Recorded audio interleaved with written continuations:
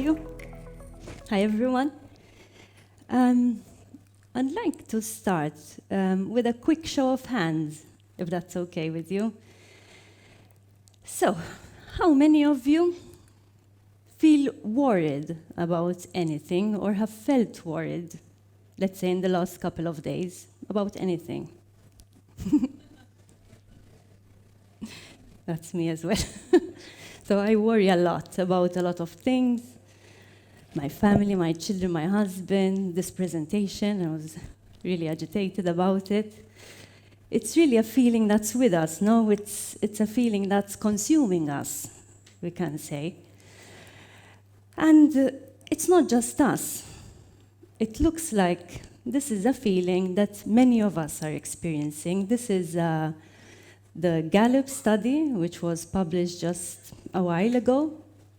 And it's actually showing that many of us Maltese people experience worry on a regular basis. And we are the most worried amongst all the people in the European Union.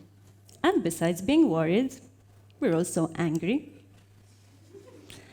And many of us also feel pain, whether physical or psychological.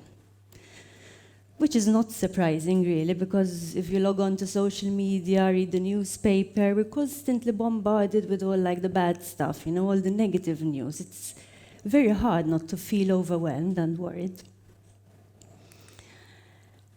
But really, imagine if it didn't have to be that way. If instead of worry, we could feel hope. Instead of being anxious and afraid, we could have, a sense of anticipation for the future and know that our needs can be met. Back in the day, we used to look at our leaders, our political leaders primarily, and trust that they had the solutions to our problems. They could do what it takes to help us achieve our needs and our aspirations. But it looks like that's no longer the case. So for many of us, the default feeling is actually a feeling of distrust. We are no longer trusting. And this comes out from another study, this time from the Edelman Trust. This is the Edelman Trust Barometer.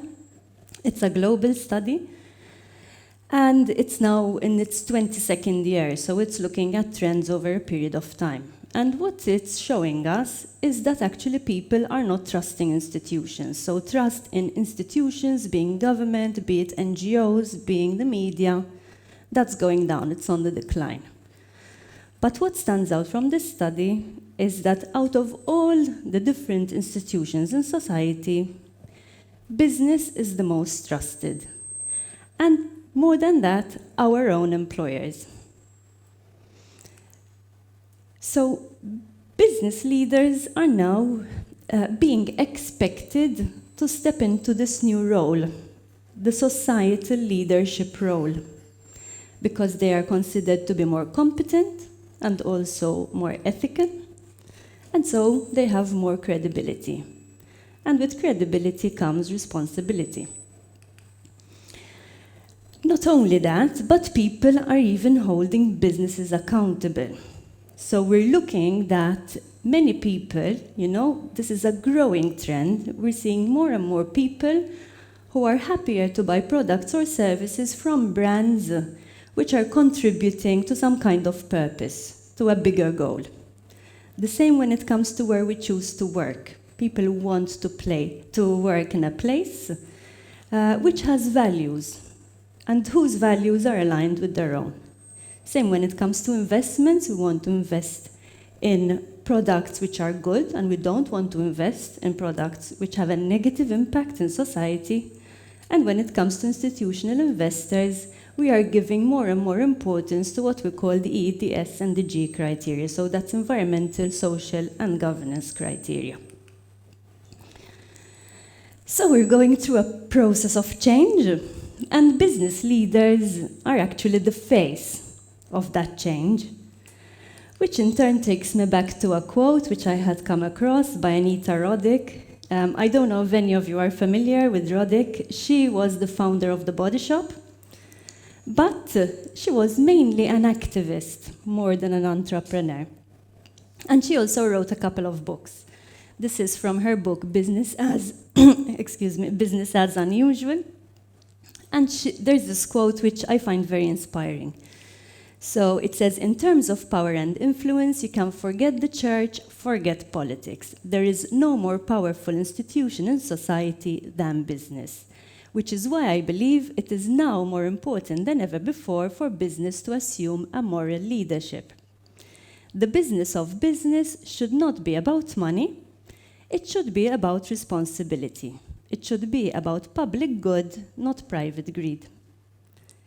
So Roddick was pretty much ahead of her time because this is over 20 years old now, but we're seeing that her vision is actually becoming a reality. And we have so many examples of businesses from across the globe. This is, for example, an insurance company. It's called Lemonade, but it's not like any other insurance company. So what Lemonade does is that it reinvests the savings from premia into charitable causes. And these causes would have been chosen by their clients themselves. So that's just an example. Another example, purely Elizabeth. Elizabeth was researching nutrition a few years ago, and she was really not happy with the choices that were available in the supermarkets because she felt you had to either choose between nutrition or taste, and there was no product that combined the two. So instead of just complaining, she did something about it and created the product herself. And we have so many of these examples across the world, everywhere, all over the world, but even in Malta. So many businesses doing good stuff even in Malta, all of them contributing to the Sustainable Development Goals. These are a set of 17 goals developed by the United Nations, and they are, so to speak, the blueprint for a better future. So what we are working towards, if we're going to have a new economic system which is more mindful on the impact that we're having on people and planet. Which brings me to the role of women. So women have traditionally been associated with skills which we call soft. I don't know who came up with that. So things like emotional intelligence, empathy, risk management, conflict resolution. The kind of skills which are now being acknowledged as needed to build organizations which are future-proof, we call them. Okay, organizations which are resilient, which are sustainable, and which are impactful. So if we are to achieve the global goals, we need to make space for women. We have to have women alongside men, not replacing men, but alongside them, at the decision-making table, and rebuilding together a new socio-economic system. So what do we do going forward? First of all, we need to find our purpose. What is it that we are achieving with our products, with our services, through our roles? Even if we don't own a business or run a business, but most of us work in a business. So what bigger purpose are we contributing towards? Secondly, we set goals. We're not striving towards perfection. None of us are perfect, and we cannot become perfect overnight. It's a journey, and we need to set our own goals and work steadily towards achieving those goals. And the final one, we need to be transparent and we need to be accountable. So we need to communicate with our stakeholders in a way which is genuine, honest, authentic, and through that, regain their trust. Which brings me to my final reflection. So, as you know, Malta has taken a serious hit when it comes to its credibility. We have lost the trust of many stakeholders. But I also believe that with every challenge also comes great opportunity.